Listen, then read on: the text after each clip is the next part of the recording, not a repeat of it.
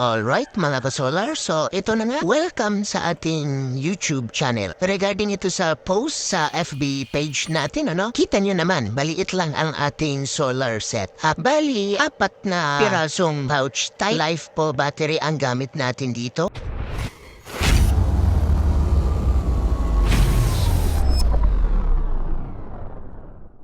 So, ang kabuuan ay 4 na piraso, pero 2 lang talaga ang connected na gamit natin since 400 watts lang ang gamit nating solar panel na naka-install. Hindi nito kayang i-charge ang 4 na battery, kaya i-dispose na lang natin itong 2 extra. Bali, ito yung mga materyales na ilalagay natin sa loob. Isang LED voltmeter, 12 volts, 50 ampere BMS, 4S, 6 ampere active balancer. Lastly, heavy-duty na battery terminal.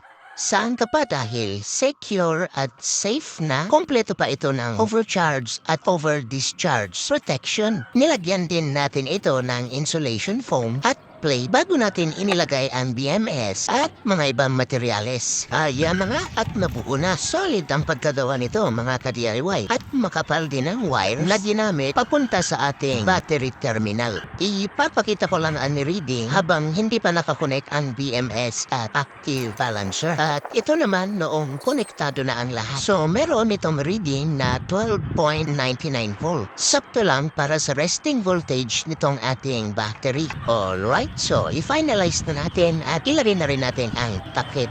Since limited edition ito mga ka-DIY, open ang FB page natin para sa mga offer. Congrats at good luck sa kung sino man ang makakakuha nito.